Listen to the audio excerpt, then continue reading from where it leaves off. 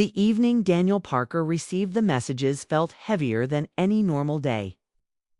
The sky above his small Vermont town was turning orange and gray, and cold wind pushed fallen leaves across the road like they were running from something. He had just stepped inside his apartment when his phone vibrated. 'Twas from Aunt Linda. Her message was short but shaky in feeling. She needed to see him right away. Before he could reply, another message appeared. This one from Aunt Rachel, asking him to come by and promising it was urgent. The strange timing made his chest tighten. Linda and Rachel were never close, never dramatic, and never asked for help at the same time. Something was clearly wrong. Daniel drove first to Linda's house, the one filled with family memories and soft yellow lights that always made him feel safe. But tonight the house felt quiet, almost hollow. Linda opened the door slowly, her eyes red, her face tired like she hadn't slept in days. She pulled him into a hug that lasted longer than usual, and Daniel felt her shoulders shaking. Inside, the living room looked the same as always, but the warmth was gone. They sat on the couch, and Linda stared at the floor for a long moment before speaking. "I think Mark is cheating on me," she said in a broken whisper. The words hit Daniel like cold water. Uncle Mark had always seemed steady, the kind of man who never forgot birthdays and always fixed things around the house. Linda explained that she had seen messages on his phone. Gentle words meant for someone else. Late-night calls and names she didn't recognize. She wasn't angry, just deeply hurt.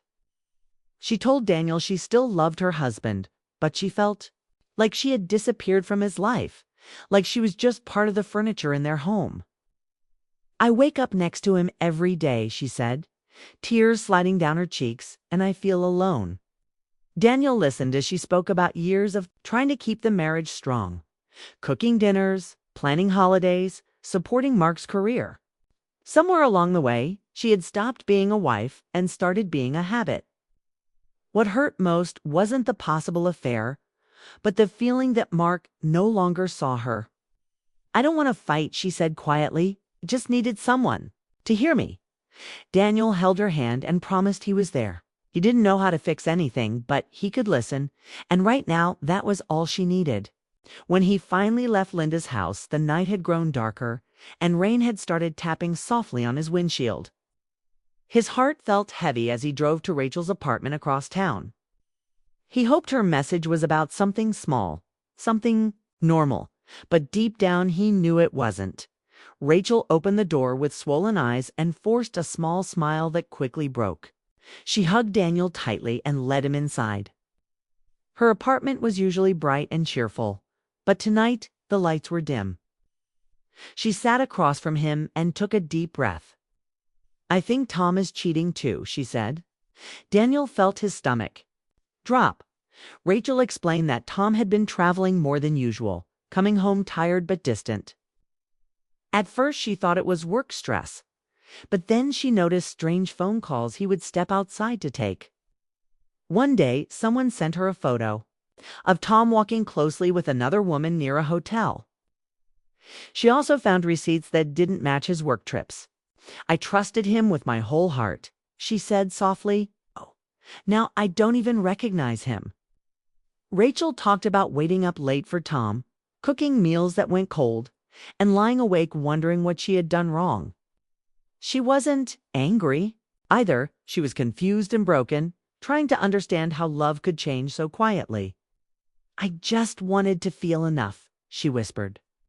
Daniel stayed with her for a long time, listening, offering comfort, telling her none of it was her fault. He reminded her she was kind, strong, and worthy of love. As he spoke, he realized how similar their pain was to women from different sides of his family, both betrayed, both lonely, both holding their hearts together with effort. By the time Daniel left Rachel's apartment, the rain had stopped, but the air felt colder. He sat in his car for a moment, staring at the steering wheel, trying to process everything. In one night, the image of two strong marriages had cracked open. People he had grown up respecting were suddenly human, flawed, and capable of hurting the women they claimed to love. What troubled Daniel most was not just the betrayal, but the loneliness both aunts carried. Neither wanted revenge. Neither wanted drama. They just wanted to be seen again. As he drove home, messages came in from both of them almost at the same time. Linda thanked him for listening and said she finally felt lighter. Rachel told him she didn't feel so alone anymore. Daniel realized that somehow he had become their safe place. But he didn't yet understand how deeply that role would change all their lives. Because that night wasn't just the start of their confessions. It was the beginning of a bond built on pain, comfort, and emotional closeness. A bond that would soon test every boundary they thought they had. And none of them were ready for what would come next. Daniel's life became unexpectedly tangled in the lives of his two aunts after that autumn night. At first, he told himself he was only helping, offering a listening ear to two women he loved and respected. But over the next few weeks, he realized that the emotional closeness he shared with them was deeper than he ever expected. Linda called him almost every evening when Mark stayed late at school, her voice low, shaky, yet trusting. Rachel texted him constantly, sharing small details about her day, the little moments that had become heavy with loneliness in Tom's absence. Daniel's own routine shifted to make space for them. Sometimes sitting late into the night on the phone, other times driving across town to offer comfort in person. He never imagined his life could be so entwined with theirs, and yet each meeting, each conversation felt necessary. They needed someone to see them, and Daniel had become that person. It wasn't just listening anymore. Each call, each visit carried a weight that touched Daniel personally.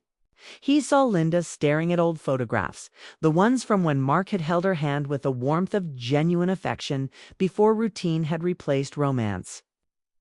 She told Daniel about evenings spent waiting for him to notice her, the quiet ache of sharing a home where emotional distance had grown into silence. When she spoke, Daniel felt her longing as if it were his own.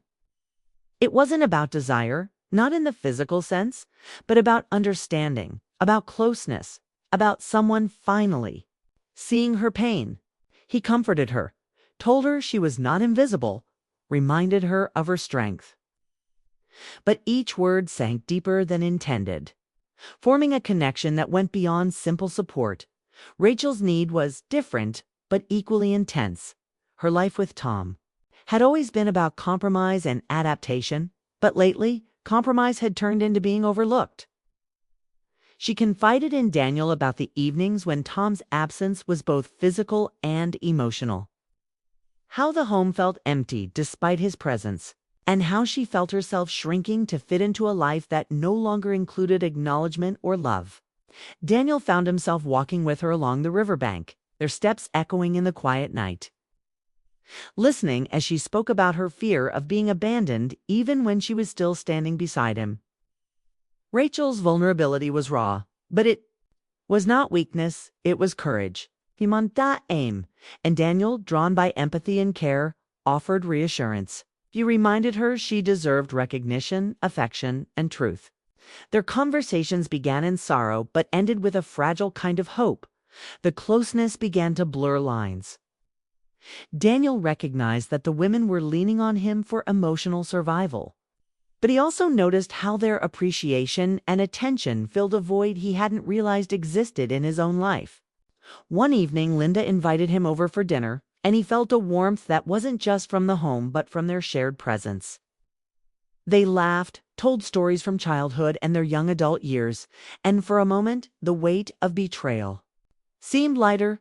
Linda looked at him with gratitude, saying softly that he made her feel heard, that no one had made her feel that way in years. Daniel, listening, felt an unspoken pull, a mixture of admiration, affection, and empathy that he hadn't expected. He wasn't crossing lines in actions. The bond was stretching boundaries in subtle ways. Soon after, Rachel requested a walk by the river under the fading light of day. They talked about books, memories, and quiet dreams that had been lost under the pressure of unsatisfying marriages. Daniel felt her hand brush against his lightly, an unconscious gesture of comfort. She spoke of feeling safe with him, of how talking to him reminded her of being truly seen. In those moments, Daniel realized that emotional intimacy could be just as intense as physical closeness. Every word shared, every tear wiped. Every laugh remembered created a tapestry of connection that neither he nor the women could deny. Daniel struggled internally with his feelings. He told himself he was just helping, that the trust and affection they showed him was born of vulnerability, not attraction. But late at night, he would replay their conversations. The way Linda's eyes softened when she laughed, the way Rachel's shoulders relaxed when he assured her of her worth. He began noticing details about them that were not just comforting, but emotionally affecting. The cadence of Linda's voice, the small smile Rachel gave when she realized someone cared.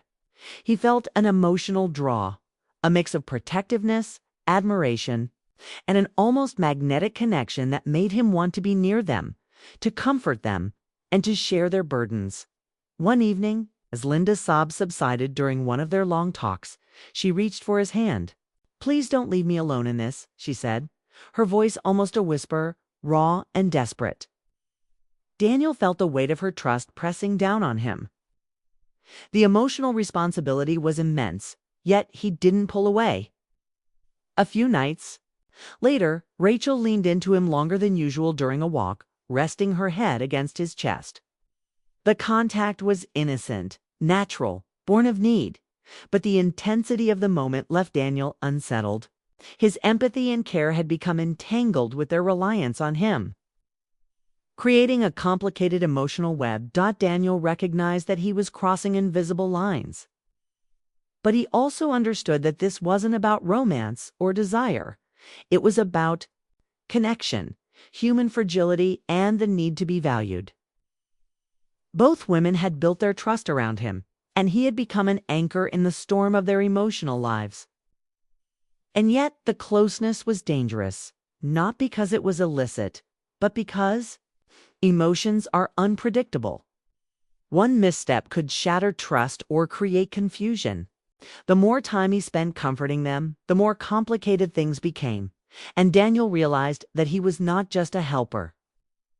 He was a participant in their healing, deeply enmeshed in their emotional world. By the end of the month, Daniel noticed a subtle shift in himself. He felt protective of their happiness, invested in their emotional recovery, and strangely aware of the beauty of their strength and vulnerability. The women, in turn, looked at him not just as a nephew or confidant, but as someone who genuinely understood their pain and offered unconditional support. This new emotional intimacy was delicate, tender, and complex, yet it was not about romantic love, at least not in the traditional sense. It was a bond born of empathy, shared vulnerability, and a mutual need for validation and care. Daniel realized the importance of boundaries, but struggled to define them. He didn't want to hurt either Linda or Rachel, and yet he felt himself slipping into emotional dependence on their trust and attention.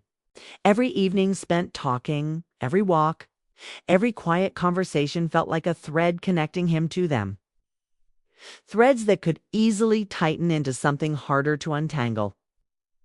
And while he remained conscious of the risks, he couldn't stop himself from being there. Their pain had made him essential, and he recognized that his presence was a lifeline. The story of these weeks was not about betrayal, but about human connection. It was about how loneliness can lead to dependence, how emotional vulnerability can create strong bonds, and how the heart can care without intending to cross moral lines. Daniel's role had evolved from nephew to confidant to something almost parental in emotional weight, though he remained a friend.